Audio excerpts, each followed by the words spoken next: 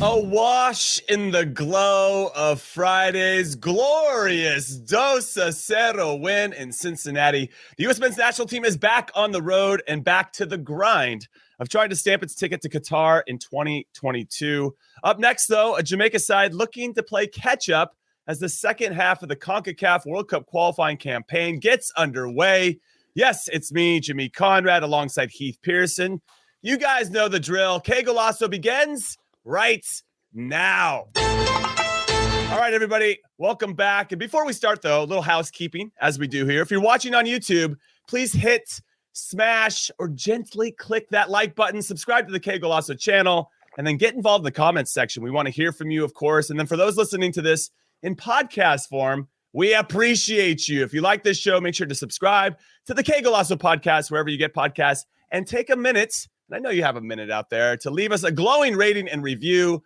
Life hack, you can do that now while you listen. Yeah, that's pretty awesome. You're welcome, everybody. All right, Heath Pearce, 7 games down, 7 to go in CONCACAF World Cup qualifying. We're officially at the halfway mark in this campaign, so let's remind ourselves of how things stand in the Ocho before we get into the preview. Guess who's on top?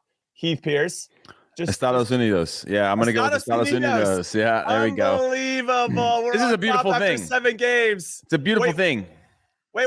Are you Berhalter out now? I mean, I assume. You know what's funny, Jimmy, is I didn't engage with some of the haters that were attacking you and I online this last week, right? And I know you went into it. No. I should have had your back. But I lived in the shadows. Oh, okay, not haters, not haters. Constructive criticizers. Yeah. Yes, there we go. Constructive criticizers. But there has been this theme for a while, and I know we're joking about it now because I think Greg Berhalter's job is very safe at the moment. But Greg Berhalter put out a lineup that for the first time I think people are really excited about in this last match. Against Mexico, and he did it courageously because it was against Mexico, and everybody that I think were the constructive criticizers thought that we would go with the players that are traditionally criticized by the constructive criticizers, right? Paul Arriola, Sebastian Lletget, like some of the older players that aren't particularly that many of these people aren't particularly fond of and think that there is this preferential treatment from Greg Berhalter. Greg Berhalter, I thought, put out the best lineup possible, with an exception of maybe Joe Scally. But I thought DeAndre Yedlin was actually quite good in the game and solid in neutralizing the attack from Mexico for long periods. I mean, Mexico are going to get their chances, but and by the way, I don't even think Yedlin's necessarily loved by those guys either. But my point is that nor was Zimmerman for a while. Yeah. I mean, that was the thing that I really like. There's a couple of accounts that I follow, and they're very, very critical. Zimmerman was one because the club he plays at. 2, he's not we want better footballers, right? And he's more of a traditional center back that bangs heads, wins balls, kind of game is more simple, which I actually like having one of your center backs like that always.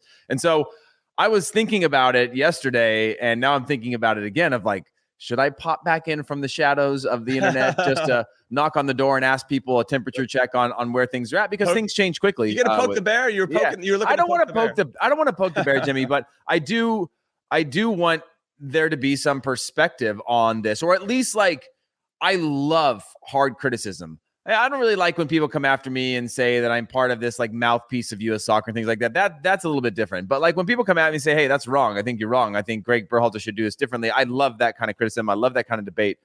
But then you have to be willing to give credit when credit's due. Right. And there's been times that we've been critical of Greg and we haven't liked the lineups that he puts out, the constant changes, things like that. But when you do get it right, you've got to give the credit. Now we're looking at the second half of World Cup qualifying, and it's a pretty bright looking sort of layout for us, right? We still have our 2 hardest games though. Yeah, we do have Canada and away to Mexico. I'm just throwing that out there as a caveat. You are right, but at 14 points right now, we've also in the next window in January, we've got US at home against El Salvador, and we got US at home against Honduras.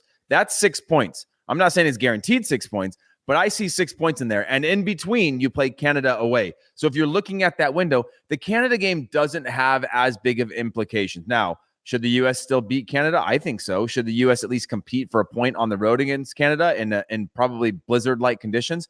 For sure. I think the U.S. should match up against Canada in the same way that Canada matched up against the U.S. in our first game against them. But those 2 games, El Salvador and Honduras, give me some hope as to how we get points out of these. If we can get even a point against Jamaica, which again, I'm looking at 3 points, it just looks a lot brighter. And then I went and looked at Panama's schedule, who I think are the ones that we need to compete with the most, because I think it's going to be US, Canada, and Mexico at the top. They've still got to play Costa Rica away. They've got Mexico away. They've got the US away. And then they got Panama home. Obviously, everybody has to play everybody one more time. But it just looks like when I'm them, and maybe I'm looking at it through a different lens of hope or a glass half full, it just seems like a harder road for them over the next 7 games in terms of who their home and away games are. But I'm happy where we're at right now. What's your temperature check? We're at the halfway point. Yeah, no, and I appreciate the setup there. Let me just run it the standings. USA 14 on top due to goal difference, +7 there. Mexico on 14 points as well. Their goal difference is 5. Canada hanging around, only undefeated team so far through the first 7 games. Shout out to the Canadians on 13 points. Panama, big win against Honduras, down 2-0 with 15 minutes left to go, or 16 minutes left to go, and they scored 3 goals. Honduras absolutely shooting themselves in the foot every single time they step on the field. But Panama doesn't care. 11 points for them. Costa Rica 6, Jamaica 6, El Salvador 6, Honduras 3. Now, Panama hosts El Salvador, so I want these standings to stay up so you can see it. When you look at the matches here, Panama plays El Salvador. If Panama can win that, we've really created, I think, a who's who of who's going to be probably the top 4 and who's not. El Salvador, though, pretty solid team. And a shout out to Hugo Perez, their manager, former U.S. men's national team player, for getting them in a spot where they're competitive. So I don't think that's a slam dunk by any stretch of the imagination. And El Salvador obviously have their backs against the wall. We go to Kingston to play Jamaica. Costa Rica is hosting Honduras. Big opportunity for them to get all 3 points against a team that's reeling. And Canada is hosting Mexico. That's going to be a dicey one as well for both teams. There's a lot at stake in both of those, but I can see a draw there. We can talk about, we're going to preview those games in a little bit, but I just wanted to throw that out there. And I think Honduras could have done everybody a big solid if they had beaten Panama, because that would have kept Panama at 8. And if Honduras could have seen that out with 20 minutes left to go, and they're holding a high line and all these kinds of stuff with like 20, unbelievably bad defending. If you want to go have a good laugh at what not to do with 15 minutes left in the World Cup qualifier when you're up 2-0, go watch that video. But yeah, that could have changed everything. Panama would have been on 8. Honduras would have been on 6. Everybody, 5th, 6th, and 7th, and 8th, all would have been on 6, and Panama would have been on 8. That would have really been popping off. This is a big window now and a big game for Panama to get the business done against El Salvador. And if they can, it really separates everybody. But with regard to my temperature, do you want that, by the way? Do you want that? Do you want that? You want separation, but do you want it? I mean, do you want a 4-team separation? Because to sort of play devil's advocate there. Yeah, sure. Had Panama lost in the way that I think going down 2-0, you should lose. All credit to them for coming back. But then you looked at Jamaica was up 1-0 against El Salvador. El Salvador dominated that game, by the way. But when you look at that, that would have dropped them at least, even if they got a point out of that. Now you're starting to separate 3 from 5 teams or whatever it is. Right. And that's where you can start to have your gap where you can run away. Now 4 teams starts to become a little bit more of a competition where you eventually want that 4th team to drop off, whoever that might be. But it makes that sort of qualification run a little more tense. That's fair. I don't think Panama, as you mentioned, they have a lot of tough games, but they need this one. And having that separation of 4, I think, is important. And we're going to play Panama in the last qualifying window at home, and that'll be a big one, I think, to determine. I think we'll be fine ultimately up to that point. I think with our remaining 7 games, we need 11 to 14 points, kind of to mirror what we just did to qualify for the World Cup, and that's what our focus should be. This has got a tough one in Jamaica. We're going to preview that in a second. But with regard to overall, we're averaging 2 points a game. I think you've come on here and said, we need like 1.6. 1.5. 1.6 to get in. So I would say right now, and to get back to the constructive criticizers, somebody asked me, or said in the comment when this conversations I've been having on Twitter, welcome to U.S. men's national team Twitter. Don't call them conversations, Jimmy. You can't have conversations on Twitter. There's no such thing as a conversation on Twitter. Okay. The hot take versus hot take. There's little shots back and forth. For me, and maybe this is revealing too much about my methodology, but I try to kill people with kindness. I try to, I understand you're upset. Oh, you won somebody over, by the way, in a kill, and you do, Jimmy. You and I have been doing the internet for a long time, especially in the digital space. Go back to our old YouTube videos, Jimmy, when you and I first started, and there is a lot of attacks. And when you realize that some people just want to be engaged or have a conversation. And if you engage them in the right way, they tend to become fans. They tend to become at least respectful of you as a person. Like it's normal human beings, you know? Yeah, exactly. You humanize the situation and people tend to go, oh, cool. Never mind, man. Thanks for the note. I mean, I think in some ways we symbolize the establishment, right? We're former players, and why wouldn't we drink the Kool-Aid of U.S. soccer? Dude, if you hear some of our conversations, and we talk about, we're criticizing just as much, and we try to do it here on the podcast. From Jimmy. Yes, suck it, haters. I think you mean constructive criticizers. Yes. Well, I don't know. No, that's for a wider audience. The suck it haters. Yeah. No. That's not directed at anybody like that. But I think killing people with kindness is the way to go, because then you cut through the anger and what I symbolize, and like, hey, I'm a human being on the other end of this. Let's talk about this constructively, and we get there. Ultimately, I love the passion and enthusiasm and the continued evolution of the fan here in this country, and I love that they're appreciating and studying and understanding the nuance and subtleties of the game and little things that Greg can do. And so him in particular. Now, I say Greg, but it's a national team coach, because there are plenty of Mexican fans that want Tata Martino as far out of the national team as possible. And that was the guy that we wanted instead of Greg. And I was one of those people. I didn't like the way it was set up when Greg got the job. His brother's, in charge, the third in charge or whatever. Yeah, it didn't feel right. It never felt right from the very beginning. Felt right. No, it never felt right. It felt like a lot of nepotism. And yes, that doesn't make me feel good about it. But I think at this point, we've gotten to a place where we're not going to fire the guy, nor should we.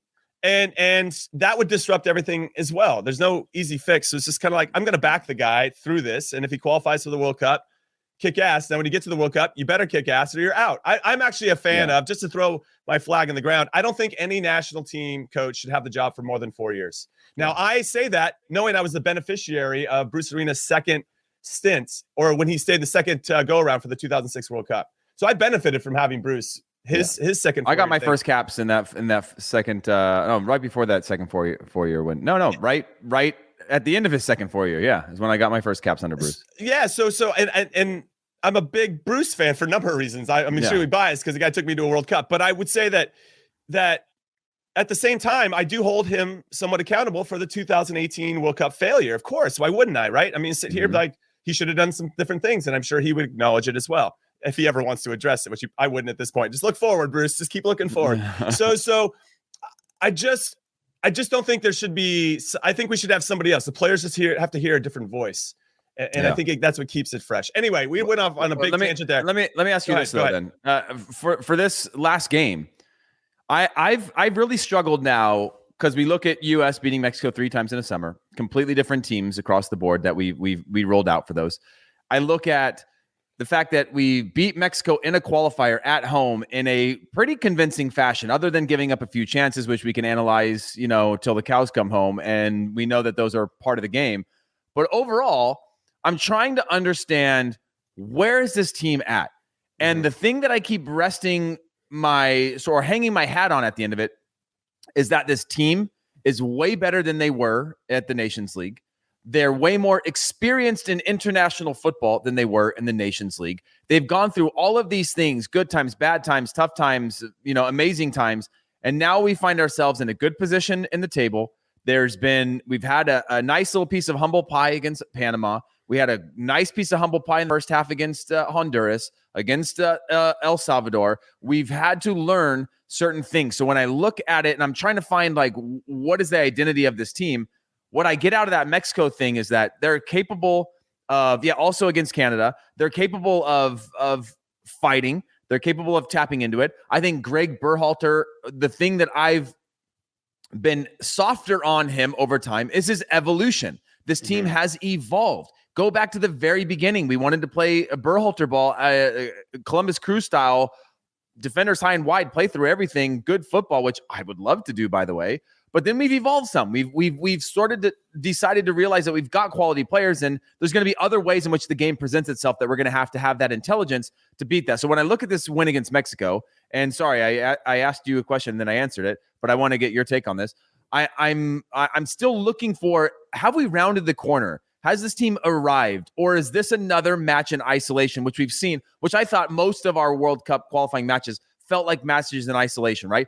Poor first half, good second half. We get a result, go to the next one.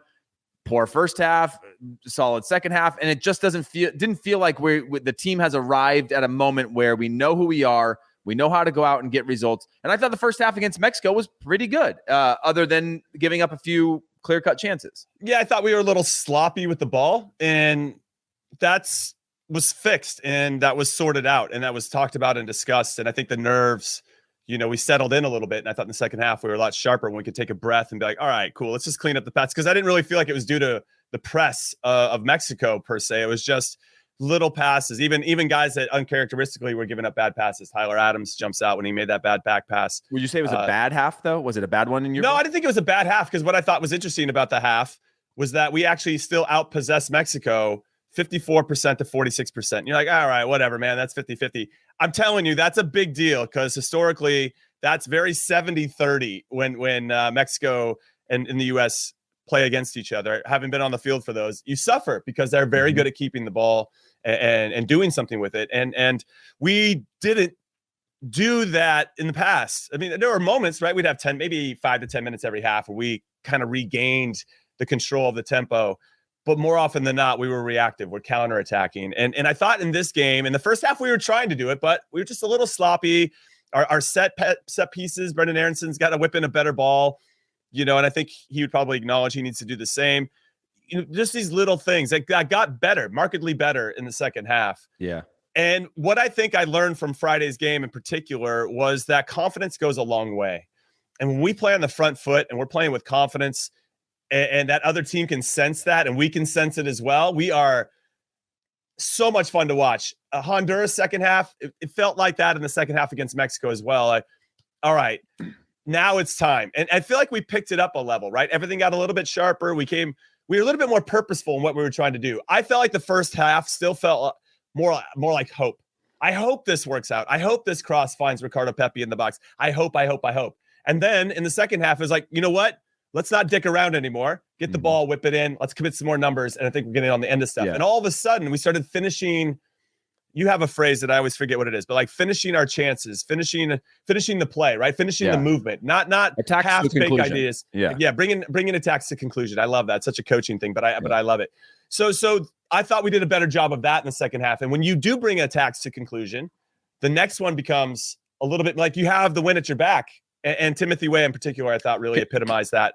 So it was a nice, I guess, progression throughout the game where we were a little tentative and then we worked to like full confidence. And it could have been, if they gave us another 10 minutes, I know Mexico had kind of changed and was getting, we had the red card. So maybe it's a little bit there once we got the red card. But prior to the red card, we could have made it 3. We could have made it 4. I mean, they were going to start to open up and we could have punished them for that. Interestingly enough, Timo Weah playing on the right side. And by the way, is he still your man of the match? Because I think I would shift my Stefan to Yunus Musa on, but obviously I thought a few early on in the first half, it kind of eliminated me from that. But unbelievable player Yunus Musa is. I just continue to like him more and more. But Timo Weah playing on the right-hand side, I think was surprising to players on the field as to how direct he was going to be, right? 2-3 touches, whip the ball in. 2-3 touches, whip the ball in. And if you look at some of the chances he created on, he does such a good job of taking his first touch directly at a defender, right? Making them now have to square up. And then he goes down the line to take those touches that creates that little bit of space. But now we have to know that when he's on that right-hand side, we got to get numbers in the box. We can't just have Ricardo Pepi being the only one trying to get on into something. And again, when you go back to the Pulisic goal, there's 3 players in the box, right? You have 2 players from the U.S. that were a little bit flat-footed, kind of looking for the cutback, and then you had Christian Pulisic cutting to that near post to free himself up. That's what you need if you're going to have a player that's going to be predictable. I don't think the players on the field knew that Timothy Weah's goal was to get down to the touchline, whip the ball in consistently. And now that you know that, I think next times you can kind of hedge your bets or be a little more strategic in throwing numbers in, a late runner, a second man in the box, those types of things that again will lead to more goal scoring opportunities as opposed to when we have other players on that wing, because I don't think DeAndre Yellen is particularly a great crosser of the ball, or when we have Gio Reyna, players that are more possession-based that want to have combination play, or Brendan Aronson, who likes to be in the half spaces in those pockets instead of sitting out on the touchlines. It's a different dynamic, and now we have to be able to adjust to that dynamic. and be able to play to the strengths of those players around you, right? As opposed to knowing like, oh, the combination play is going to happen inside. I'm going to sit on the top of the box. Yeah. Team away, puts his head down. Hey, he's trying to get to the touchline. We got to get numbers in the box. Well, let's talk then about this game in particular, going to Kingston to play Jamaica. This is the only qualifying window of all 14 games where there's only 2 games in the window. In January, we're going to play three again, 3 and 8 days, and the same at the end of March, 3 and 8 days. This is the only time for me that I think we can roll out almost the same lineup that we did before. Miles Robinson is out due to a red card, 2 yellows. Weston McKennie, yellow card accumulation. He's out. I thought that was a bit of a shaky yellow card that he got. Referee got a lot of big questions of him, and hopefully he gets evaluated properly so he can be better moving forward. I wonder what your lineup's going to be, and I guess we can kind of talk about it as we're shaping it through. But we have this rare opportunity now to roll out a similar team, and I want us to take advantage of that because it's harder to do. Up until this particular game, we had the 2 previous windows. We always went, in the Panama game in particular, we almost changed the whole team. And that lacks that continuity. I still think that's insane. It's insane, and we paid for it, right? I think that's very clear that wasn't the right decision. And let's see if Greg can continue to evolve. But Jimmy, by the way, when I say that's insane, we got out of some of these messes other than Panama. And we got out of these messes, and you were able to. I think it's 33 players now that we've given games to in qualifying, or maybe it's more after this last game, but I think it's 33. That's a lot of players getting valuable international experience. To be on 14 points after those games, you can look back at it as a learning. Now, if those things went really wrong, then you fire Greg Berhalter. But when you look at it, you're like, okay, you're actually bringing the whole team and players forward, which you hedge your bet like that. That is a huge risk, and I don't agree with it whatsoever. But when you look back and know that you got these points out of it, you go, okay, now I've got a few more battle-hardened players that have understood the moment and understood the feeling. But sorry, that was a little bit of a side note. But to get to if you want to get to the lineups, I think it's going to be relative as close to the same team as we saw in this one. That would be my guess. Chris Richards comes in for Miles Robinson, and then I would say Pulisic or Areola starts, and then you're looking at the midfield battle is going to be whether you go with Sebastian Lletget, which I don't think he will. I think Sebastian Lletget is a little bit more of a capper on this team now. A little bit more of your final 10 leader, knows the moment in time. He's the boomer on the team. Yeah, he's the boomer. Yeah, he's the one. He's the one that has to tell the joke at the dinner table before everybody can go back to their rooms. But I see Sebastian Lletget's role diminishing, but still of utmost importance at the moment because he's not going to be relied upon as a starter, I don't think, moving forward. But in the final 10 minutes, when a player has the consistency of that, he's a little bit more conservative of a guy. He understands. I think he can understand the moment in time to grind out results in the final moment. So I'm looking at that third midfielder being Kellyn Acosta, which I don't love because I don't think him and Tyler Adams are great together. I agree. Or Gianluca Busio. And I'm guessing Greg goes with the engine of Acosta because this is a game of, I think, counterattacks again. I would personally, if I'm looking at how you match up against Jamaica, if you watch Jamaica, most of their games, even this last one against El Salvador, they spend a lot of time deep in their box. And you're going to need people who are really good on the ball to break them down. They're totally comfortable putting 7 defensively in a deep block and making you have to work around them. I think having balls whipped in from the sides, I thought El Salvador was good at whipping balls in from wide areas. And so when I think offensively, how do you neutralize this team or how do you beat Jamaica away from home? You go a little bit more attacking, somebody who can control the flow of the game with Gianluca Busio in that spot. Do I think Greg Berhalter will do that? No. I think he probably sees it a little bit more as Jamaica having speed in transition, needing somebody that can cover the ground. So taking a more defensive approach where you have maybe Kellyn Acosta in that position. And then obviously Areola or Christian Pulisic that you start in this one. A reminder for anybody that didn't watch the games, Michail Antonio only played the final quarter of an hour because they expect him to start against the U.S. And in that quarter of an hour, he scored. And when I look at the absolute banger of a goal, by the way, when I look at the two big chances Mexico had, right? You put Michail Antonio in the streak that he's on as a bona fide goal scorer. He's not missing those. You get him in front of the goal, he'll beat 1, 2, and he'll finish it off when he gets that chance. And that's my worry is cutting out those chances, which leads me to believe. Sorry, I got a bug flying around in my face right now, which leads me to believe that it's probably a constructive criticizer. Just buzzing around my face, just waiting for me to swat. And I'm not going to swat, Jimmy. I'm not going to swat. No, cuddle him, meet him halfway, kill him with kindness. 26 players have made their World Cup qualifying debuts in this campaign, and I think we've used 33 plus players in this qualifying campaign. But I guess to wrap up my point and get your thoughts on it. Those are the changes that I think we'll see. I know I didn't really give I kind of gave what I wanted. It's fine. Well, that's a good jumping off point for me to hop in. I don't want us to change much. I've thought about your thoughts initially after the game against Mexico. We did a brief preview about whether Christian Pulisic should start or not. I've softened on that. I don't think he should start. I think there's probably been some chatter from his club team going, "Hey, we don't want to see him especially now. You don't need it." Yeah, right. And we've proven that. So I could see, okay, maybe he gets 35, maybe even gets the second half based on how it's going. But maybe there's been a collective, and this is how the player can get on board as well, so he's not feeling disappointed or left out in the communication. But I could see him, Chelsea, and the U.S. Soccer, Greg, all saying, "Hey, man, you're not starting any of these games. You got 30 in you, and that's that." And he's like, "All right, that sucks, but at least I know what's coming, and I can prepare for it mentally and emotionally and all that good stuff." So, fine. And then you can come on and be the hero, which is probably pretty awesome anyway. And kind of Michail Antonio-esque, who I said a banger of a goal. I should rephrase it because it was an individual effort where he bodies somebody at the sideline near the halfway line. And rolls that guy with his physicality and good first touch. Then he engages the defender that's coming over to cover. And this is where the Michail Antonio of this season in particular is just another level. I mean, just the quality shifts the defender to go off to the wrong foot, creates enough space. Goalkeeper comes rushing out and he just does a little dink into the goal. I'm like, God damn, Michail Antonio is on something fierce. Because that's not the Michail Antonio I remember from 3 or 4 years ago, who would be kind of rushing it, right? And not lacking a little bit of that class and composure in those situations. And you're right. And this isn't, you're right with regard to us giving up chances. We still giving up that 1 or 2 glorious chance a game.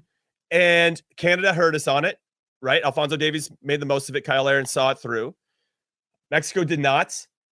El Salvador, if I'm not mistaken, I don't know if they had any clear cut, but we can go back to Costa Rica, had that chance, but Brian Ruiz wasn't fast enough to take advantage of it. And this is this is like a rotating. I mean, this is everybody. John Anthony Brooks has been, victimized by this. Miles Robinson, Chris Richards, Walker. I mean, all of our center backs have been hurt in this way, or back line, let's say, but I'm thinking mostly at the center backs. And if you go back to the Nations League semifinal against Honduras, Albert Elise came. He had a chance too that Zach Steffen staved in that one. That could have changed the whole direction of what we're even talking about. Because if Greg gets knocked out there, maybe we're in a different spot. But is that tactical? You think? Is that tactical? Well, I do think we play a high line. We're pressing too high, maybe all the time. Maybe, and we can't. It's hard to keep that up the whole time, and that's where establishing a flow. We talk about it a lot with the ball, but sometimes you can establish a flow and a rhythm without the ball, and you can still be in control of the game without the ball. Yeah. But that really asks a lot of discipline and communication and savvy from a group of guys. That's hard to do no matter how good you are to get everybody on the same page, working together with team shape. So with regard to projected lineup, Zach Steffen in goal, maybe his best game ever for the U.S. Against Mexico. That's a sure. Robinson, Zimmerman, Richards. I think we could see Joe Scally. I don't want to. I think you roll out Yedlin. There's a nice rapport that was built. If you give that back line another 90 minutes, they're only going to get better, in my humble opinion. I don't bring Acosta in. You got Tyler Adams. Definitely sitting there. Musa stays in. And then this is where it gets a little tricky. I think that Busio would be the player I would go with because he can help you establish that flow. El Salvador in this last game had 60% possession. They look to play, and Jamaica struggles at times. How they solve a lot of their defensive issues, Jamaica, is just by getting numbers behind. But it doesn't really mean that they're working together always, or at least not collectively. I can see Jamaica pressing very well in 1s and 2s, but are they doing it as a group? Yeah, there's gaps. There's definitely gaps. There's clever for a clever player. There's gaps, and just in the way the U.S. got beat by Mexico, the clever way. Yeah. But no, just really quick. Alex Roldan scored a good goal because he made a late run from midfields, and that's where Weston McKennie is a big loss for us because it's harder to track those late runners, and Weston McKennie's got good timing in that, and he continues to get even better in picking his spots and when to go. And his future is fantastic with regard to that, and a lot of other areas as well. But Leggett gives us that. We've seen him already score a few goals in some friendlies when they were doing them in Europe. He scored all the goals at the top of the box. Yeah, just coming in late, right? That cross hard and low, back across, not at the near post, but back towards the middle. He has scored those, and I could see Greg thinking, That's where the space is going to be. That's how El Salvador scored. That's how we had a lot of success against Mexico as well in the second half, and we actually tried to focus on it. I could see Lletget starting, much to the chagrin of everybody out there, but I could see that rationale that Greg's going to use. And then my front three, I go Pepe, Aronson, and Way at this point. I don't change anything. You bring Pulisic on with 30 minutes left to go, and even though I prefer Busio, I think we'll see Lletget. And I wouldn't bring Acosta in. Acosta and Tyler Adams don't play well together. I wouldn't do it. I agree. That's my biggest worry for them is they kind of neutralize each other. And I don't think Tyler Adams is the best at building through the midfield. But when you have Musa on there and when you have Weston on there and they're connected, I think it makes Tyler's job a little more defensive and to get those first passes through. And again, I think Tyler's a fantastic player, but having those two players makes his job a little bit easier because he doesn't have to go off the center backs every time and then find an amazing ball to break through that first line of pressure. He has those guys next to him, and occasionally those guys drop into those spaces. There was times that I thought that they were a little bit too flat, the three of them coming back too far, and having that disconnect with the front line and making it hard to play through. But I agree with that. And the thing that the reason why I want Busio, and I don't know if we'll get him, I doubt we'll get him, is because he showed a fight.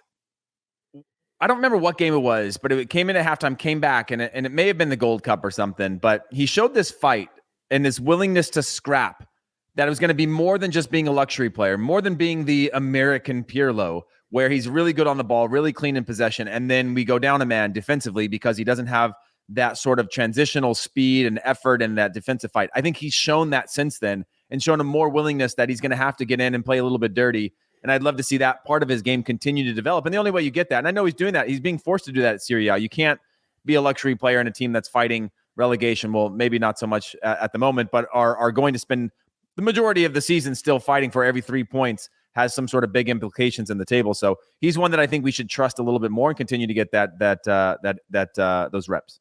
Okay, so what's your prediction for this game? Let's go scoreline and maybe tell me, without just giving me the scoreline, how do you think it's going to play out? Are we going to go 0-0 in the first half and then lighten them up in the second half? Do you think we'll be conservative? Do you think we're going to go out in high press? What do you think we're going to do, and how do you think we're going to do it? I think we're going to win this one 1-0. I don't think Jamaica score. I think it's going to be a close one and a tight one. Jamaica, again, I think the U.S. gives up 2-3 chances that Zach Steffen has to stand on his head or a center back or central midfielder has to do a last-ditch effort, which is part of the job, making plays in those moments where they're half chances and you got to go. We saw Walker Zimmerman go and cut a ball back that led to a chance later on, but he tracked it down, cut off the angle, poke tackled, and I think Mexico ended up getting a corner on it. Anyways, that's not the point.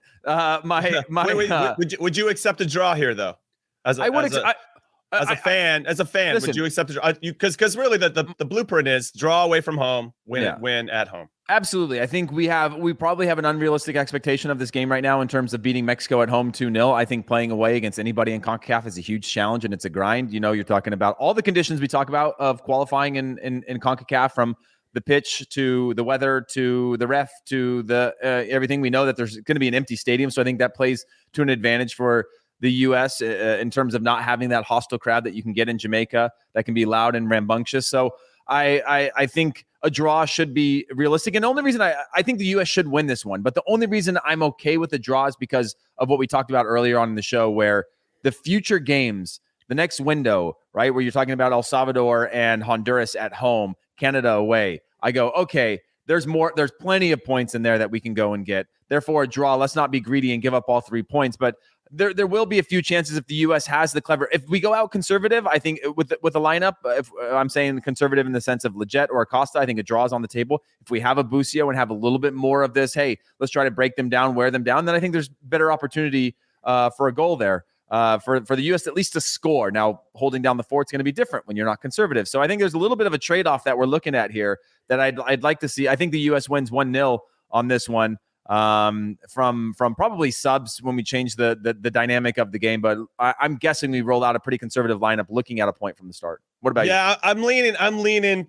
My head and my heart want to say 1-0. Jamaica only have 5 goals in their 7 games. Just struggling to really build anything of consequence and really, creating opportunities. I thought in Honduras was probably their best performance, that second half in particular. I was like, God damn, these Jamaicans are crushing it right now. But then you got to take into account that Honduran defense has been absolutely shocking, giving up 13 goals so far in 7 games, almost 2 goals a game. So when I look at Jamaica, outside of some moments of individual brilliance, which they have, and we have to do a very good job of stacking up their players and making it hard for them and not allowing them to do what they want to do. Obviously, Captain Obvious statements here. But my fear with Jamaica, even though there'll be no fans there, which I do think is sad. I just wish that everybody had their fans there, especially in World Cup qualifying. I think that's what makes the whole thing so special. But different conversation. Jamaica's got their back against the wall. They're at that really pivotal moment. If we're actually going to make a run for it and try to catch Panama or fourth or whoever we're going to catch in fourth, we have to win this game. And that type of desperation makes me a little bit nervous because we don't necessarily have that same type of desperation. We have the somewhat potentially an emotional letdown after beating Mexico the way that we did. And if we can survive, right, there's 1 or 2 chances that I think we know Jamaica's going to get, then okay, maybe we eke out a draw and call it like, okay, fine. We're good, dude. 15 points. Yeah. After 8 games, we're gonna be good. We got some big home games later on. We should be able to take care of business. But that makes me a little bit nervous because it's less about the tactics, it's less about the lineups. It's more about that desire of desperation that it's hard to replicate when you're the one that's kind of not necessarily cruising, but you're on top of the table. So that makes me a little bit nervous. So I'll say 1-0. I love all the rationale that you're saying, and I want that to happen. And I think we have the team that can do it. But I just think that desperation is the X factor there. So we'll have to wait and see. All right, everybody, we're going to take a quick break. But when we return, we're going to announce our big winner that we were teasing after the game, U.S. versus Mexico. We'll give you more information if you have no idea what I'm talking about. And, of course, we're going to preview all the other games in World Cup qualifying in CONCACAF here on match day 8. All right, everybody, welcome back. Now, before we get into Tuesday's other 3 fixtures, let's quickly announce the winner of Friday's Paramount Plus subscription giveaway. And for those, again, who don't know what the hell I'm talking about, it was to celebrate the U.S. men's national team's 10th 2-0 over Mexico during our live recap of the game. We asked viewers to like the video and drop their handles in the chat for a chance to win a $100 subscription for Paramount Plus, which, let me tell you, is an amazing prize for anyone who watches the beautiful game, especially on Paramount. You got World Cup qualifiers, you got Champions League, Europa League, Serie A, NWSL, who are in the semifinals of their playoffs this weekend, and a whole bunch of other elite competitions, including the Scottish Premiership and Brasileiro in Brazil and Argentina. It's awesome. Not to mention movies, shows, and other sports. And a lot of you entered, but in a draw, as you know, Heath, there can only be one lucky winner. And that winner is not you, Heath. It is Scott Martin at Coach Scott Copy. You are the big winner, my friend. Congratulations on winning the fantastic prize. And you should be very proud. Your family should be proud of you. Congratulations. So our producer, Des, will DM you with the details on how to redeem this fabulous prize. You get the best of the best from Paramount Plus all year long, and even more, because $100 pays for more than just a year. You know what I'm talking about, Heath? All right, let's get into Canada versus Mexico. And first and foremost, we want to give a shout out and an apology. We want to issue an apology to John Herdman. We've been calling him John Herdsman, I think, for the whole World Cup qualifying. I just added an S. When I saw that in the run of show in all red, I was like, oh yeah, guilty as charged. Guilty as charged. Yeah. So we want to raise our hands and accept responsibility. We've been adding an S because we just think he's been managing so well. We thought there were 2 of him, right? We pluralized John Herdsman. Yeah. It's actually John Herdman. Okay, so fair play to him. Arguably the best manager so far in this. That's not true, Jimmy. That's not who you said was your best 11 manager, so you don't get to have him. Thomas Christensen. I'm a big fan of Panama, and that's proven to be true as well. I mean, it's just doing it in dramatic fashion. I like Thomas Christensen, but John Herdman has been. I mean, I went with I think I went with Herdman and called him John Herdsman when I put him on my CONCACAF 11. I apologize for that because a manager of that level that's been doing this this quality of a job for his national team deserves to have his name pronounced correctly by us who talk about this literally every single day. So we apologize for that. Jimmy put the S in there and we just to play him. I guess just he's been like, he's everywhere. The S is for super. Yeah. Super. Herd Superman is what we wanted to say. All right, so let's talk about Canada, Mexico. Canada coming off a 1-0 result in their game, and obviously Mexico lost to us 2-0. It's going to be in Edmonton again. It's going to be sold out. It's going to be cold. Who do you think has the advantage in this one? And how badly does Mexico need something out of this, especially because Canada went down to Estadio Azteca and got a 1-1 result earlier in the qualifying campaign? I think, oh man, this is such an incredible matchup, and one that I'm really excited about, because regardless, someone's dropping points here. And when you're Canada and you're watching the U.S. play Mexico, Jimmy, we talked about U.S. versus Mexico. Neither of that game's not going to cost either of those teams World Cup qualifying, right? And now, but when you're Canada, you're like, oh yeah, for them it doesn't, but for us it means something. And so when you're the U.S. looking at Canada playing Mexico, you think the same thing. This means something for our qualifying because points get dropped in this one for one of the teams. But from a matchup standpoint, I think it's I'm trying to think who has the advantage here. You got Canada, who are home, who are very good. You've got probably what I think is the most in-form attack in CONCACAF right now in terms of the quality of players. We saw Alphonso Davies playing up top with Jonathan David, putting Kyle Larin onto the bench. By the way, they have Ugbo, who just made his debut in this game. They're so deep in the attack that I think they're always a threat, especially at home. They're going to be more comfortable with that crowd and that climate. I certainly like their chances. But then I'm like, yeah, but Mexico are up against the ropes. They just got beat by the U.S. in another Dos a Cero in a qualifier. That's humiliating. And I've never seen Mexico not rebound from adversity, right? These guys are pressure tested always. They're always under immense amount of expectations and pressure. So I see them bouncing back. This is going to be a close one, but I want to think that Canada has the advantage here. It's hard to think that Mexico, again, just like against the U.S., aren't going to create their chances. They're going to get a couple of their chances.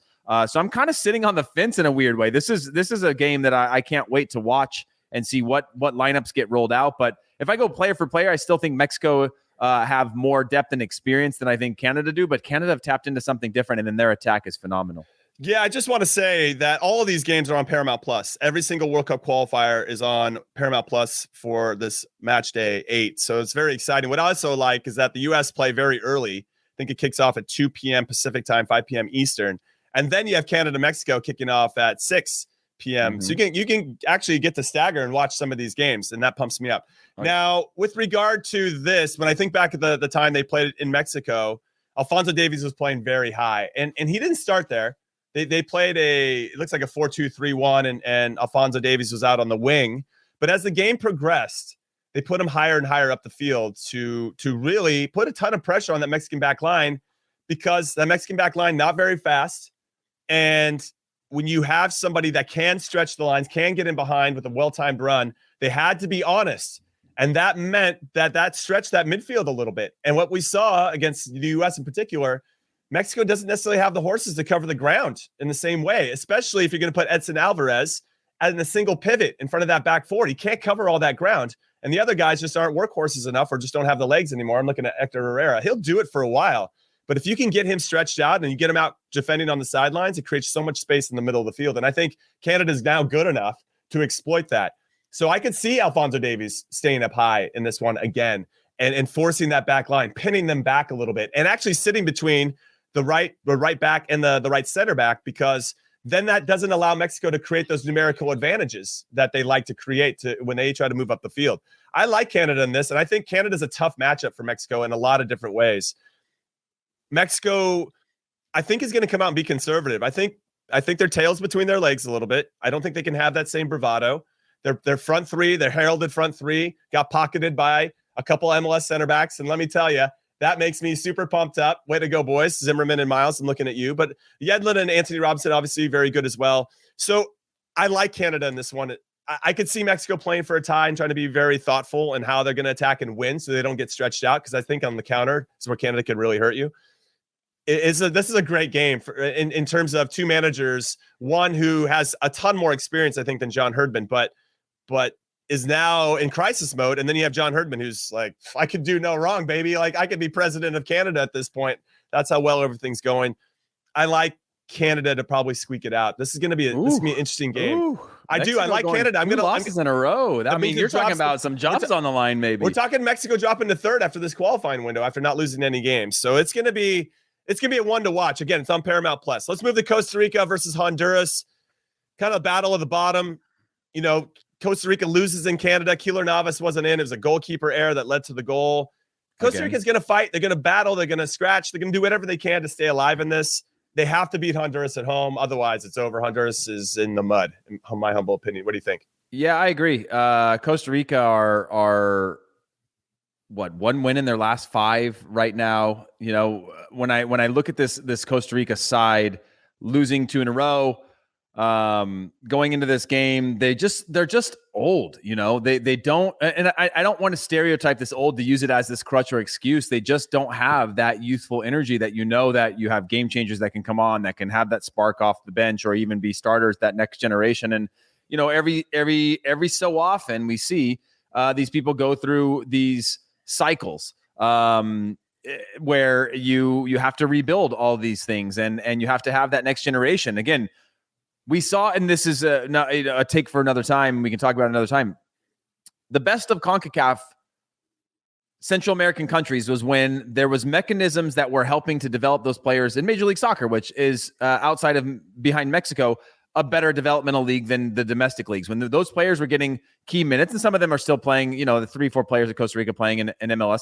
We saw the growth of Honduras. We saw the growth of Panama. We saw the growth of Costa Rica. A number of these players playing mostly abroad, not domestically. And so that they don't have right now in terms of that youth, that next generation of player coming through. Maybe they do at clubs I'm not aware of, but this is one where, you know, Costa Rica have to win at home. Honduras, we've seen. And by the way, for anybody complaining about the U.S.